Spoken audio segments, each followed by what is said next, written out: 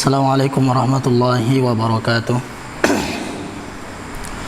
Alhamdulillahirabbil alamin, wassalatu wassalamu ala Rasulillah wa ala alihi wa ashabihi wa man tabi'ahum bi ihsanin ila yaumiddin.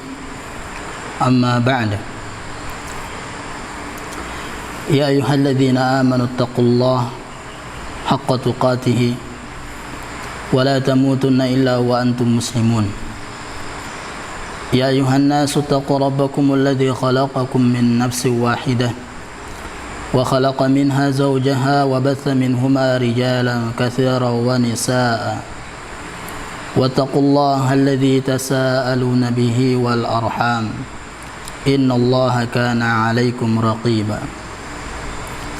يا أيها الذين آمنوا اتقوا الله وقولوا قولا سديدا يصلح لكم أعمالكم ويغفر لكم ذنوبكم ومن يطع الله ورسوله فقد فاز فوزا عظيما.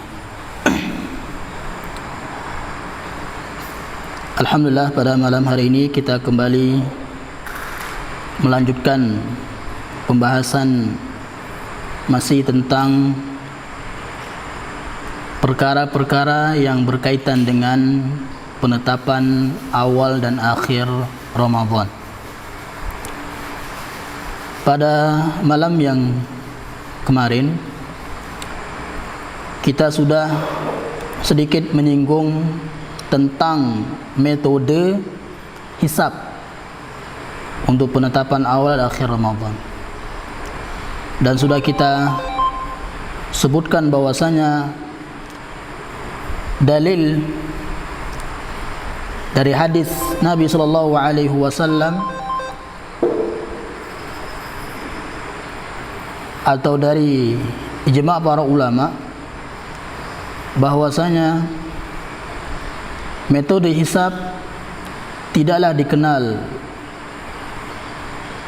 dianggap di zaman Nabi sallallahu alaihi wasallam, begitu juga di zaman para tabi'in, para sahabat, para tabi'in dan para imam yang empat. Kemudian kita masih menyebutkan sisi pendalilan yang pertama, dan hal ini sekarang kita akan membacakan perkataan Imam Ibnu Hajar rahimahullah. Dia berkata, walam yakunu ya'rifuna min dzalika aidan illa an-nazra al-yasira. Tidaklah di zaman Nabi sallallahu alaihi wasallam, di masa beliau sallallahu alaihi wasallam, mengenal hisab kecuali hanya sedikit, dan tidak dianggap. Fa'allaqa al-hukma bis-shaumi wa ghairihi bir-ru'yah li raf'il haraji anhum fil mu'anati hisab at-taysir. Karena sallallahu alaihi wasallam mengaitkan hukum puasa itu dan hukum yang lainnya dengan ru'yah. Kenapa? Untuk menghilangkan kesulitan dalam menggunakan ilmu astronomi. Dan kemarin kita sudah sebutkan bahwasanya ilmu hisab itu tidaklah mengetahuinya kecuali orang-orang tertentu, sehingga orang-orang yang lain pun merasa berat. Dan tentu ini menyelisih firman Allah Subhanahu wa taala yang sudah kita sebut dalam surah Al-Hajj ayat 78. Wastamara al-hukmu fi as-shaumi walau hadatha ba'dahum man ya'rifu dzalika. Kemudian pengkaitan atau Rasulullah sallallahu alaihi wasallam mengaitkan hukum puasa atau ibadah lainnya dengan ru'yah itu terus berlaku. Bahkan sampai hari kiamat hal tersebut akan berlaku. Walau hadatsa ba'dahum may ya'rifu dzalika. Sekalipun banyak sekarang kita lihat orang-orang setelah masa Nabi sallallahu alaihi wasallam menggunakan perkara yang baru, yaitu hisab. Jadi ilmu hisab termasuk perkara yang baru. Kemudian Imam Ibnu Hajar di sini menyebutkan qauluhu fil haditsil madhi, di antara yang menjelaskan dengan gamblang tertolaknya metode hisab adalah hadis Nabi SAW, kalau terhalang oleh kalian dari melihat hilal, maka sempurnakanlah 30 hari bulan Sya'ban atau bulan Ramadan. Walam yaqul, Nabi SAW tidak mengatakan fasalu ahlal hisab, tanya ke ahli hisab, tidak. Tapi Rasulullah SAW merintahkan para sahabat untuk menyempurnakan bulan Sya'ban atau bulan Ramadan menjadi 30 hari.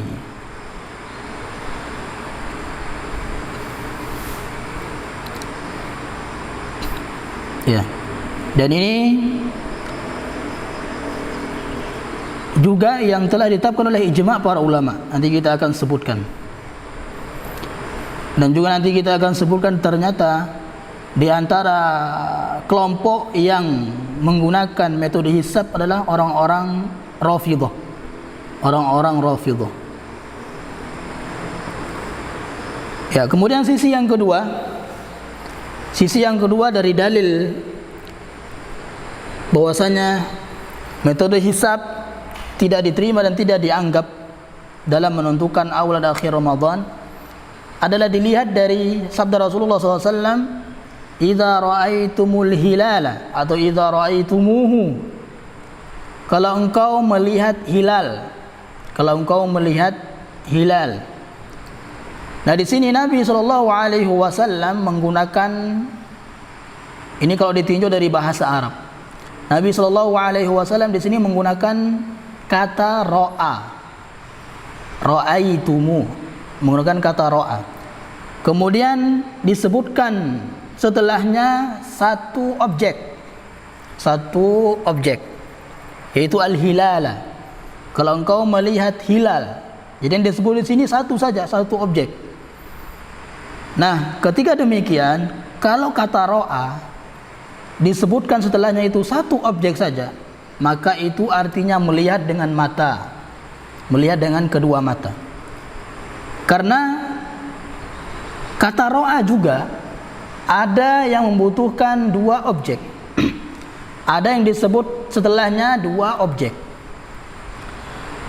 Disebutkan dalam kamus Lisanul Arab bahwasanya kalau kata ro'a disebut dengan dua objek atau setelahnya disebutkan dua objeknya, maka maknanya adalah mengilmui, bukan melihat, tapi mengilmui atau meyakini.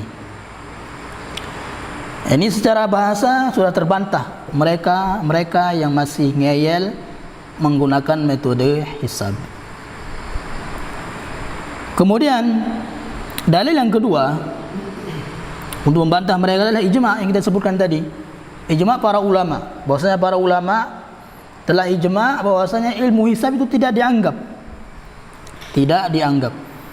Di antara yang menukilkan ijma' adalah Imam Al-Jassas, Imam Ibn Rushd dalam kitabnya Bidayatul Mujtahid, Imam Al-Qurtubi, kemudian Syekhul Islam Ibn Taimiyah rahimahumullah ta'ala.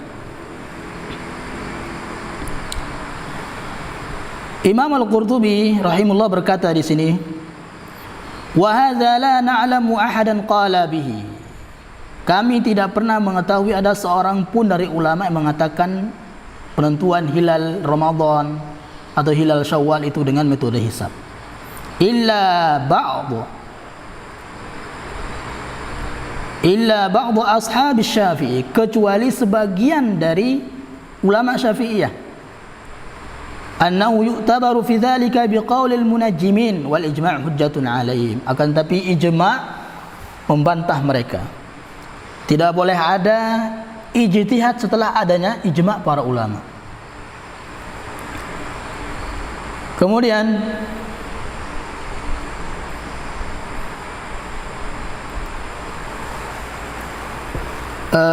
dalam masalah ini tidak boleh kita menganggap masalah ini masalah khilafiyah. Tidak boleh. Karena kalau seorang itu menganggap masalah ini masalah khilafiyah, jadi orang-orang akan beranggapan berarti tidak apa-apalah pakai metode hisab, kan khilafiyah saja. Tidak. Imam Al-Jassas mengatakan, walaysa hadzal qawlu mimma yasughu lijtihadu fihi. Dalam masalah ini tidak boleh ada yang Tidak boleh ada orang yang berijtihad di dalamnya selain yang diajarkan Nabi SAW. Kenapa demikian? Lidilalatil kitab wa sunnah, karena adanya dalil Al-Quran dan sunnah, wa ijma'il fuqaha'i bi khilafihi, ya, menyelisih Al-Quran, sunnah, menyelisih ijma' para ulama. Jadi enggak boleh kita mengatakan itu adalah khilaf, tidak.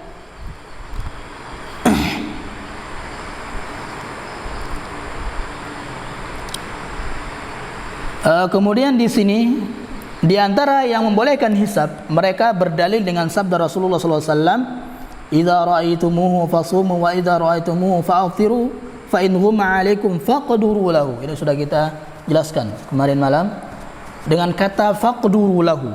Imam Mutarib bin Abdullah dan Ibnu Qutaibah mengatakan faqduru lahu artinya tentukan dengan ilmu hisab. Namun sekali lagi ini tertolak oleh hadis Nabi SAW mengatakan fa'akmilul iddata 30. Yang dimaksud dengan faqduru lahu tentukan, ya, bulan Sya'ban menjadi 30 hari.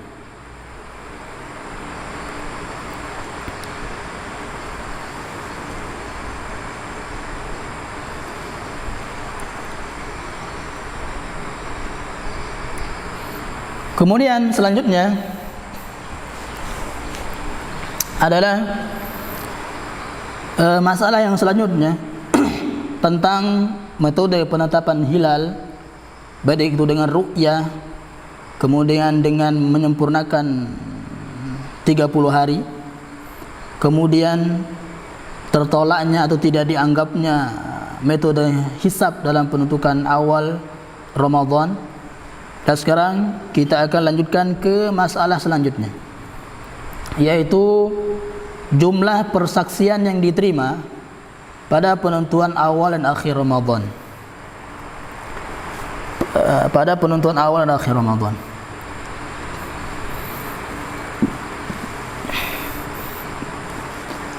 Yang pertama kita akan bahas untuk penentuan awal Ramadan.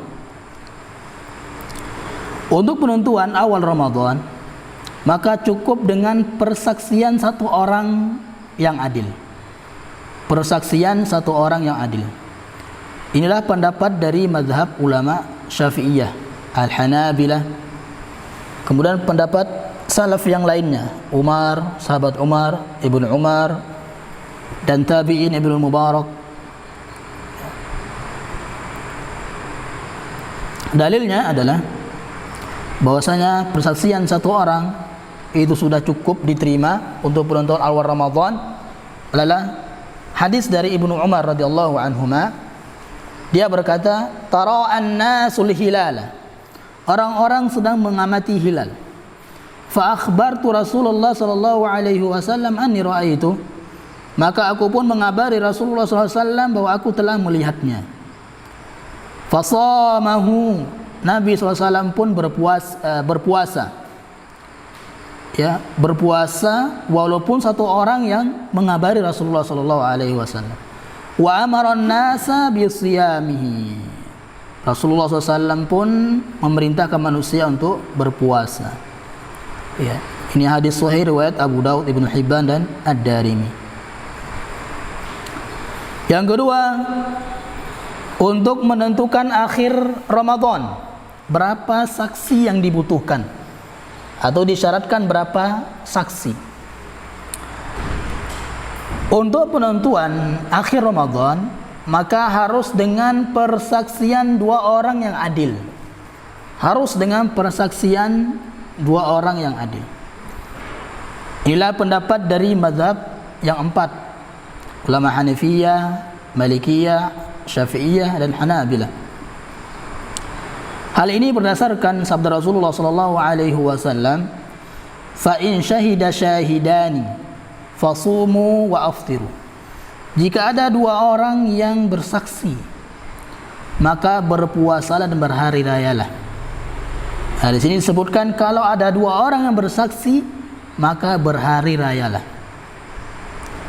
Dan juga dalam hadis dari salah seorang sahabat, ya, Nabi sallallahu alaihi wasallam, Ya, sahabat Nabi SAW berkata, "Ikhtalafan nasu fi akhir yaumin min Ramadhan." Para sahabat berbeda pendapat tentang hari terakhir Ramadan. Faqadima Arabiyani, maka datanglah dua orang Arab Badui. Fasyahida 'inda Nabi sallallahu alaihi wasallam, dan mereka bersaksi dengan menyebut nama Allah Subhanahu wa taala, bersumpah bahwasanya mereka telah melihat hilal Syawal. La halal hilalu amsi ashiyata. Jadi mereka telah melihat hilal kemarin petang. Fa amara Rasulullah sallallahu alaihi wasallam an-nasa ay yuftiru. Maka Rasulullah sallallahu alaihi wasallam memerintahkan manusia, para sahabatnya pada saat itu, untuk berhari raya besoknya. Wa ay yaghdu ila musallahum. Kemudian mereka pergi, ya, di hari esoknya mereka pergi ke musalla, yaitu tempat tanah yang lapang, musalla. Para muslim dan muslimat rahmati Allah tabaraka wa taala. Kemudian di sini ada faedah. Kita akan sebutkan 3 faedah.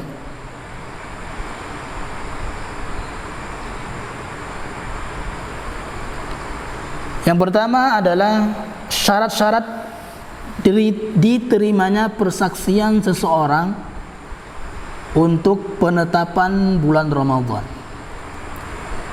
Misalnya orang yang bersaksi tersebut, apa syaratnya agar persaksiannya diterima? Nah, di sini para ulama membagi menjadi dua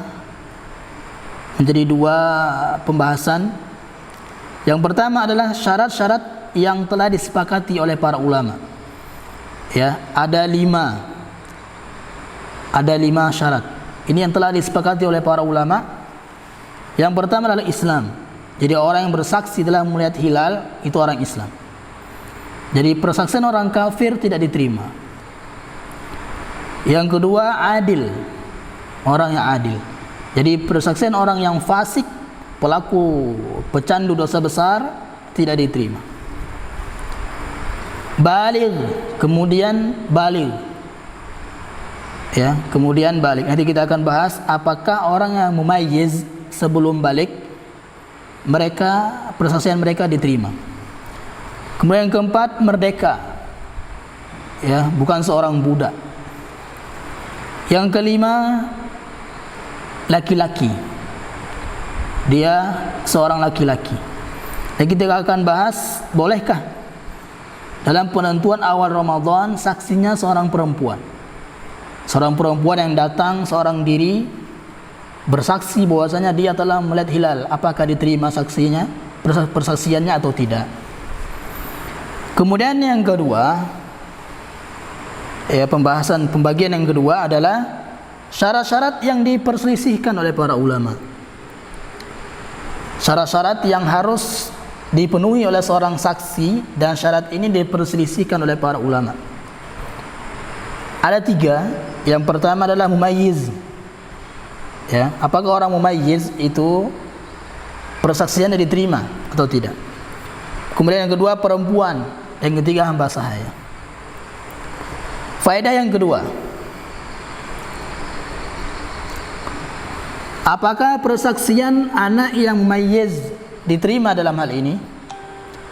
Apakah persaksian anak yang mumayyiz itu diterima atau tidak?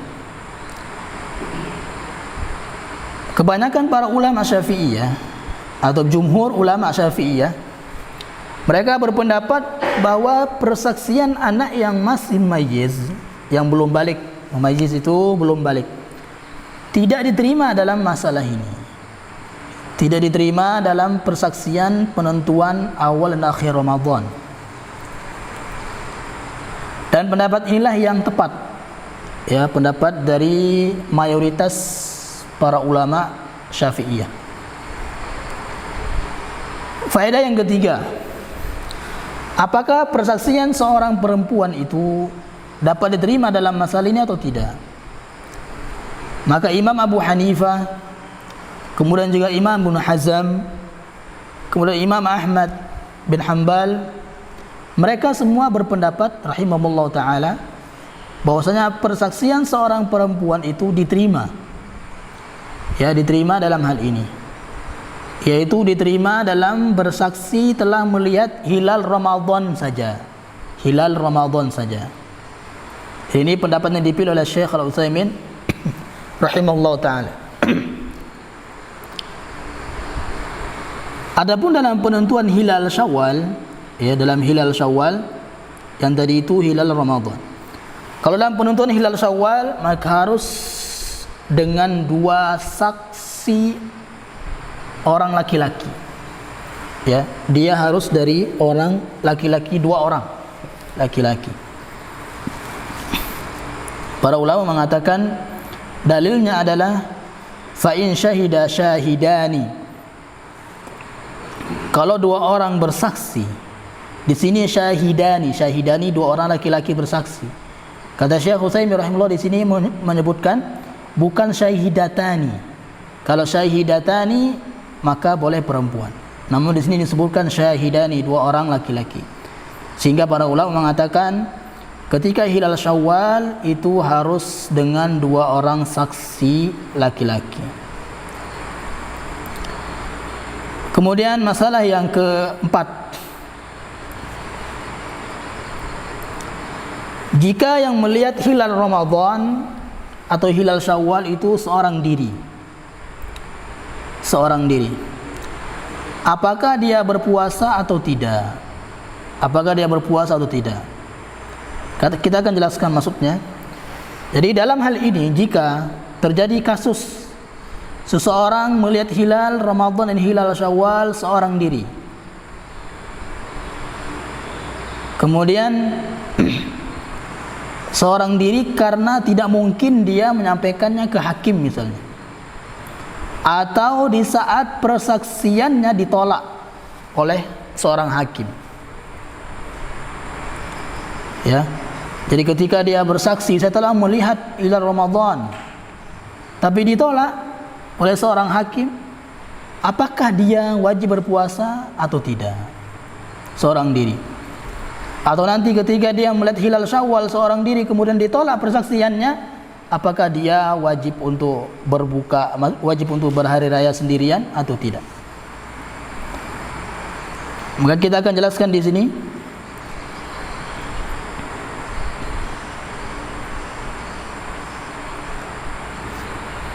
Yang pertama, jika yang dilihat itu adalah hilal Ramadan, maka pendapat yang tepat dari 2 pendapat para ulama di sini adalah dia tidak boleh berpuasa kecuali bersama manusia secara umumnya. Walaupun dia benar-benar melihat hilal, tapi seorang diri melihat hilal Ramadan seorang diri, kemudian ya persaksiannya ditolak oleh seorang hakim. Dalam keadaan demikian dia tidak boleh berpuasa kecuali bersama manusia secara umum atau bersama pemerintah. Inilah pendapat sebagian salaf, yaitu Imam Atha dan Ishaq rahimahumullah ta'ala. Ini juga yang diambil oleh Syekhul Islam Ibnu Taimiyah, kemudian Syekh bin Baz rahimahumullah ta'ala. Yang kedua, jika yang dilihat itu adalah hilal Syawal, sekarang hilal Syawal, begitu juga dia tidak boleh ya berhari raya sendiri atau tidak puasa sendirian, tidak boleh, kecuali dia harus berhari raya bersama orang-orang manusia atau bersama manusia umumnya. Jadi sehingga keesokan harinya dia tetap berpuasa bersama manusia, tetap dia berpuasa walaupun dia sudah melihat hilal Syawal, ya. Ini pendapat jumhur ulama, Nah, dalil dari 2 pendapat di atas adalah berdasarkan hadis dari sahabat Abu Hurairah radhiyallahu taala anhu, bahwasanya Rasulullah sallallahu alaihi wasallam bersabda, "As-shaumu yauma tasumun." Hari puasa adalah ketika kalian semua berpuasa. Wal fitru yauma tuftirun.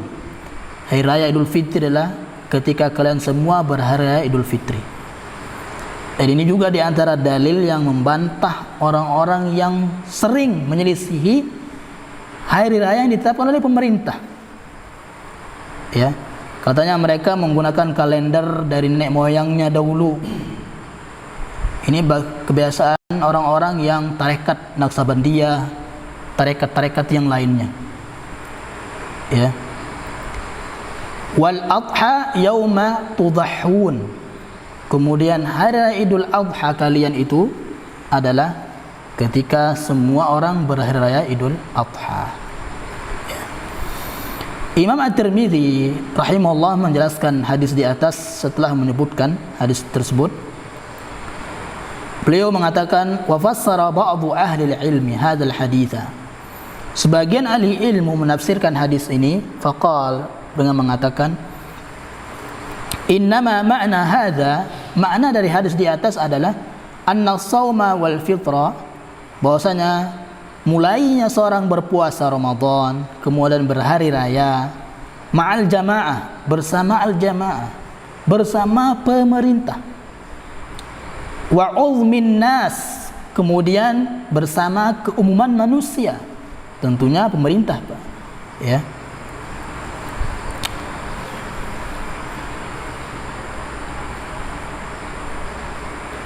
Kemudian Syekh bin Baz rahimahullah berkata, wa idza ra'al hilala syakhsun wahid.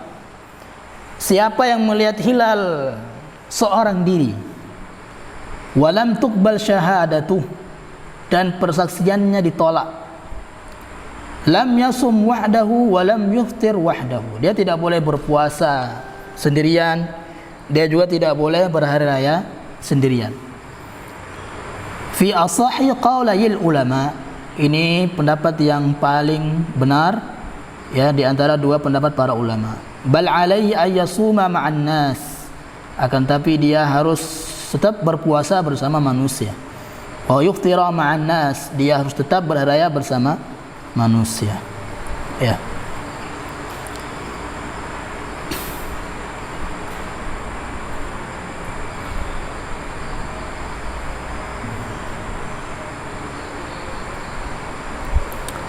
Kemudian masalah yang kelima adalah jika satu negara melihat hilal Ramadan, apakah negara yang lain ikut berpuasa? Dan ini sekarang yang banyak, ya setiap Ramadan itu terjadi seperti ini. Ada yang puasanya mengikuti hilalnya Saudi Arabia, ada yang hari raya mengikuti Saudi dan seterusnya, sehingga menyelisih ketetapan pemerintahnya. Ya, maka di sini ya perlu diketahui bahwasanya para ulama itu tidak pernah berselisih pendapat tentang adanya perbedaan matla di setiap negeri. Ya, maksudnya adanya perbedaan daerah terbitnya hilal. Jadi masing-masing itu akan ada perbedaan. Ya, perbedaan melihat hilal. Di sana terlihat, di sini tidak terlihat. Ya, nanti kita akan jelaskan dalilnya. Sehingga yang jadi perbedaan pendapat para ulama adalah apakah hilal di tempat yang lain itu bisa jadi patokan untuk negara lain atau tidak. Maka setelah melihat dalil-dalil yang ada akan kita sebutkan nanti dalam masalah ini, maka dapat disimpulkan bahwasanya pendapat yang tepat dari dua pendapat para ulama adalah dikembalikan pada matlak negara masing-masing.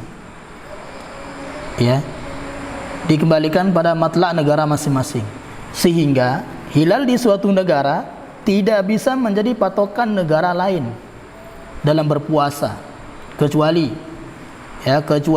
matlak hilal yang sama, kecuali negara satu dan negara yang lain ya memiliki matlak yang sama. Sekarang bagaimana cara mengukur negara satu dengan negara yang lain. Misalnya di sini negara Indonesia, yang terdekat dengan negara Indonesia apa ya? Malaysia misalnya. Ya. Sekarang kita lihat negara Indonesia dengan negara Malaysia itu berjarak 2.206 kilo atau tidak? Ya.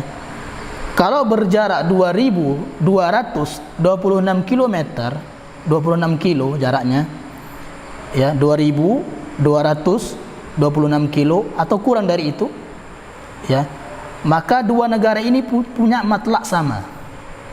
Maksudnya kalau Indonesia melihat hilal, Malaysia wajib dia berpuasa dengan hilalnya Indonesia. Ya, kalau memiliki matlak yang sama. Dan kalau melebihi ukuran ini, jarak ini disebut oleh Syekh Al-Bassam, ya rahimahullah taala. Kalau ya kedua negara tersebut jaraknya lebih dari jarak ini, lebih dari 2.226 kilo, maka masing-masing punya matlak sendiri. Ya, masing-masing pakai ruyah sendiri. Ya. Dalil pendapat ini adalah dari Al-Quran. Faman syahida minkumus syahra falyasumhu. Dalam surah Al-Baqarah 185. Barang siapa di antara kamu hadir di negara tempat tinggalnya di bulan itu, ya. Misalnya kita sekarang tinggal di Indonesia misalnya. Di Indonesia sudah terlihat hilal, maka karena kita tinggal di sini dan terlihat hilal, wajib berpuasa. Falyasumu, wajib untuk berpuasa. Sisi pendalilan ayat ini dalam surah Al-Baqarah 185 ini adalah negara-negara yang tidak sama matlak hilalnya, ya, jika salah satu dari negara tersebut melihat, menyaksikan hilal, syahadahu, ya, menyaksikan hilal, maka tidak mungkin akan dikatakan semua negara itu melihat hilal, tidak. Ya, pasti ada perbedaan. Pasti ada perbedaan. Kemudian juga dalilnya adalah dari sahabat Quraib radhiyallahu taala anhu, dia berkata. Di sini saya akan bacakan terjemahannya saja. Yaitu sahabat bin Quraib berkata, sesungguhnya Ummu Fadl bint Al-Harith telah mengutusnya menemui Muawiyah di Syam, telah mengutus Quraib radhiyallahu taala anhu untuk menemui Muawiyah radhiyallahu taala anhu di Syam. Kemudian lalu aku pun datang ke Syam. Terus aku selesaikan semua keperluannya, ya. Dan tampaklah olehku hilal Ramadan di Syam, masih di Syam. Dan aku melihat hilal Ramadan pada malam Jumat. Malam Jumat, ya. Di Syam, dia masih berada di Syam, di malam Jumat dia melihat hilal Ramadan. Setelah itu saya pergi ke Madinah, ya. Aku datang ke Madinah pada akhir bulan Ramadan, pada akhir bulan Ramadan. Lalu Abdullah bin Abbas bertanya kepada Quraib, ya radhiyallahu taala anhuma, tentang beberapa hal, yaitu tentang hilal ini. Dia berkata kepada Quraib, kapan engkau melihat hilal Ramadan? Kapan engkau melihat hilal Ramadan? Dia menjawab, aku melihatnya pada malam Jumat, pada malam Jumat. Kemudian dia bertanya lagi, engkau melihat sendiri? Kemudian dia mengatakan iya, dan banyak juga orang manusia yang melihatnya. Lalu mereka berpuasa, Muawiyah pun berpuasa. Kemudian dia berkata, yaitu Abdullah bin Abbas berkata, kami melihatnya pada malam Sabtu. Kami melihatnya pada malam Sabtu. Maka senantiasa kami berpuasa sampai kami sempurnakan 30 hari, atau sampai kami melihat hilal bulan Syawal. Maka aku bertanya, yaitu Quraib bertanya, apakah tidak cukup dengan ru'yah yang di Syam. Ya. Jadi apakah ru'yah Madinah itu enggak cukup? Ru'yah yang di Syam itu enggak cukup. Jadi ru'yah Madinah itu mengikuti ru'yah Syam. Maka kata Abdullah bin Abbas, tidak. Hakadha amarna Rasulullah sallallahu alaihi wasallam. Seperti inilah Rasulullah SAW mengajarkan kepada kami. Ya. Jadi matlak masing-masing negara. Ya.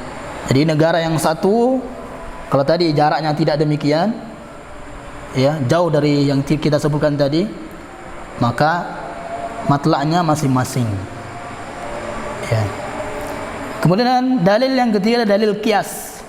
Ya, dalil qiyas.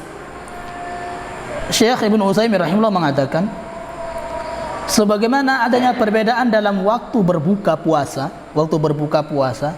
dan waktu imsak dalam sehari-hari. Ya, waktu imsak itu waktu kapan subuh datang. Ya, itu berbeda-beda. Maka pasti akan ada perbedaan juga. Ya, dalam berpuasa Ramadan atau berhari raya. Pasti akan ada perbedaan dalam berpuasa Ramadan atau berhari raya. Iya. Insyaallah besok malam kita akan habiskan insyaallah pembahasan tentang penetapan awal dan akhir Ramadan ini.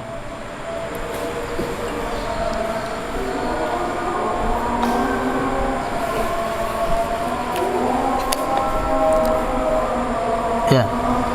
Apa yang dimaksud dengan matlak? Matlak itu tempat terbitnya hilal. Ya. Jadi masing-masing punya matlak. Maksudnya masing-masing menjalankan ya ru'yahnya masing-masing. Masing-masing menjalankan ru'yahnya masing-masing. Ya, negara Saudi menjalankan ru'yahnya, negara Indonesia menjalankan ru'yahnya masing-masing. Jadi enggak harus mengikuti matlak mereka misalnya.